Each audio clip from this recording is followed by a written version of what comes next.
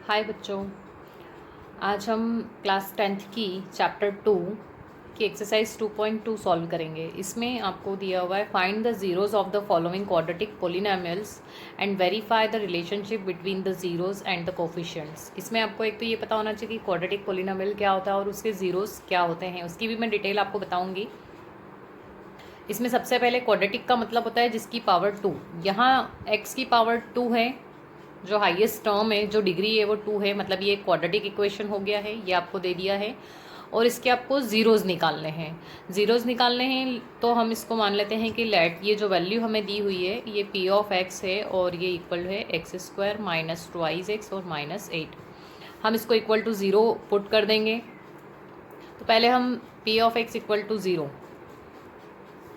चूँकि हमें यहाँ ज़ीरोज़ निकालने हैं, पी ऑफ एक्स की वैल्यू ये है हमारे पास में x square minus twice x minus 8 equal to 0। लेकिन इसके पहले हमें इसको सॉल्व करना होगा। सॉल्व कैसे करेंगे हम? चूँकि ये क्वाड्रेटिक पोलिनोमियल है तो इसके आपको फैक्टर्स निकाल करके इसको सॉल्व करना होगा। आपने पुरानी क्लासेस में भी इसको सॉल्व किया होगा, लेकिन मैं फिर से आपको इसको बता दूँ कि इसकी जो सेंटर वाली टर्म है इसको आपको स्प्लिट करना है। स्प्लिट करना है मतलब दो टुकड़ों में आपको डिवाइड करना है, और वो इस प्रकार से करना है कि आपको फर्स्ट टर्म और थर्ड टर्म जब आप इन दोनों का मल्टीप्लाई करोगे तो आपको वैल्यू मिलनी चाहिए इन दोनों नंबर की, और जब आप उन दोनों को ऐड या सब्ट्रैक्ट करोगे तो आपको -2 मिलना चाहिए। ऐसे दो नंबर सोचना है जिनका मल्टीप्लिकेशन कितना मिले, फर्स्ट और थर्ड टर्म का मल्टीप्लिकेशन। तो फर्स्ट और थर्ड टर्म का मल्टीप्लाई करेंगे तो हमें 8 स्क्वायर मिल रहा है, 8x स्क्वायर, वो भी नेगेटिव। मतलब इसके लिए आपको दो नंबर सोचने हैं जिसमें आपका मल्टीप्लिकेशन करने पे आपको -8x स्क्वायर मिलना चाहिए। ये जो है मल्टीप्लिकेशन पे मिलने वाला नंबर है, ये आपको कब मिलना चाहिए?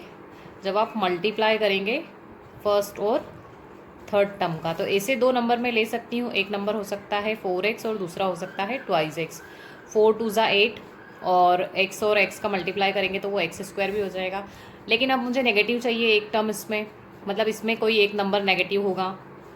ओके, हम यहाँ पर माइनस का 4x लेंगे। वाई? बिकॉज जब हम 4 में से 2 को प्लस करने जाएंगे, अगर हम इन दोनों को सॉल्व करते हैं तो ये हमें मिलेगा, इसका अगर साइन में प्लस लेती हूँ, इन दोनों को सॉल्व करेंगे तो मुझे माइनस का 2 मिल जाएगा जो मुझे चाहिए। मतलब हमें दोनों चीज़ों का ध्यान रखना है कि मल्टीप्लाई करने पे जो नंबर मिलना चाहिए विथ साइन, और एडिशन या सब्ट्रैक्शन के टाइम पे जो नंबर चाहिए विथ साइन वो कैसा होगा। क्योंकि यहाँ पर जब बड़ा नंबर नेगेटिव होगा तभी हमें नेगेटिव का साइन मिलेगा। दैट्स वाई हम दो नंबर -4x और +2x लेंगे। मतलब अब हमें इस 2 को रिप्लेस करना है। अब हम इस 2 को ना लिखते हुए इस 2 को रिप्लेस करके ये दो नंबर लग देंगे। यहाँ पर -4x प्लस ट्वाइस एक्स, और 8 जो है वो as it is with sign आएगा, उसको हम चेंज नहीं करेंगे। यहाँ पर इस प्रकार से हो जाएगा। अभी हम इक्वेशन को सॉल्व कर रहे हैं, मैंने दो नंबर में इसको स्प्लिट किया और कॉमन लिया। अब देखेंगे यहाँ पे कॉमन क्या रहा है। इन दोनों में कुछ कॉमन दिख रहा है तो हमें केवल x कॉमन दिख रहा है। यहाँ से मैंने x कॉमन निकाला। x कॉमन निकालने के बाद में चूंकि यहाँ पर x का स्क्वायर था तो x की पावर 2 थी, मतलब x हमने बाहर निकाल लिया। दैट्स वाई यहाँ पर 1x is remaining and -4 is remaining. Why? Because x is come outside. Now the next pair is twice x minus 8. If we will take common from these numbers then it will be 2. 2 यहाँ से हम common ले सकते हैं, और यहाँ से हमने पॉजिटिव ट्वाइस कॉमन निकाल लिया। तो ये कॉमन लेने के बाद में we have x and -4। Why? Because जब हम 2 से कॉमन लेंगे मतलब आप 8 में 2 से डिवाइड करोगे तो आपको 4 मिलेगा, और वही यहाँ पर हम लिख देंगे। ये 8 तो हमारे पास में रिमाइंडर 0, ये कंप्लीट डिवाइड जाना ज़रूरी है। तो इस प्रकार से हमने दो जो है फैक्टर्स बनाए हैं, और जब भी बच्चों आप लोग इसको सॉल्व करोगे तो हमेशा ध्यान रखना कि ये जो आपके फैक्टर्स के जो ब्रैकेट्स के नंबर हैं सेम होना चाहिए। मतलब ये एक प्रकार से आपको साइन है कि आपका जो सवाल है वो करेक्ट है, उसमें कोई मिस्टेक नहीं है। इससे आप आइडेंटिफाई कर सकते हो। वाई? बिकॉज अब इसको भी हम यहाँ से कॉमन ले रहे हैं। ये जब सेम होंगे तभी कॉमन ले पाएंगे, अगर ये सेम नहीं होंगे तो मैंने कॉमन ही नहीं ले पाएंगे और हमारा सवाल गलत हो जाएगा, हम आगे उसे सॉल्व नहीं कर पाएंगे। क्योंकि इसके साथ x था इसलिए हमने यहाँ x लिखा and +2 is remaining, that's why we put here 2। Therefore the factors of the given polynomial is x -4 and x +2. Now we have to find out the zeros. That's why x -4 and x +2 is equals to 0. Now we will common it separately, solve it separately. X -4 is 0, x minus 4 is 0 and x is equals to minus 4 will become plus 4 when it goes to the another sides. And for the next, x plus 2 is equals to zeros. The 2 will become negative. Why? Because here it is positive. When it goes to the another side, it will become negative. The two values of x is positive 4 and negative 2. Now we will check the zeros.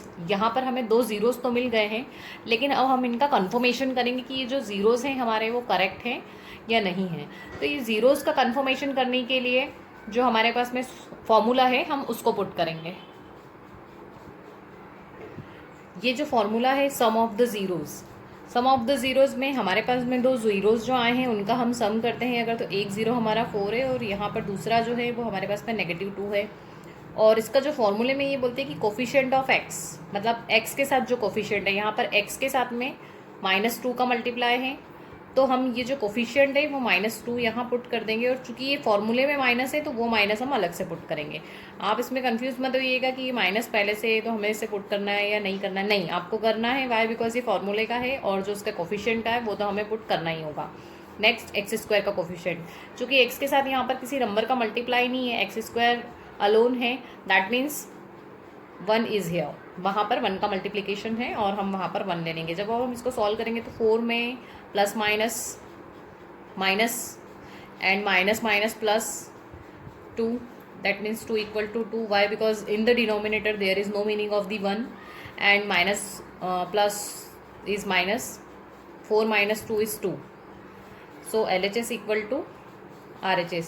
That means हमारा ये जो coefficient का जो test था ये सही, LHS और RHS equal है, मतलब ये करेक्ट है. इसके लिए हम एक और चेक करेंगे. अब हम उसको चेक करेंगे.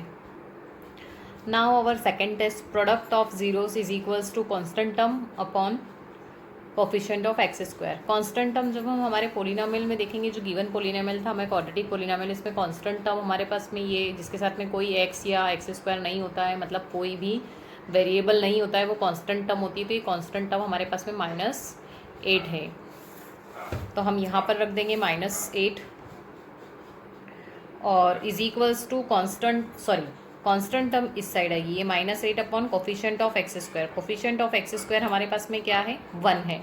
और यहाँ पर प्रोडक्ट ऑफ द ज़ीरोज़ में हम जो मल्टीप्लिकेशन है 4, एक जो हमारा प्रोडक्ट ऑफ द 0 आया था 4 और दूसरा जो आया था वो -8. तो 4 और -2 का जब मल्टीप्लाई करेंगे तब हमें -8 ही मिलेगा. मतलब वापस से हमारा यहाँ LHS is equals to RHS हो जाएगा.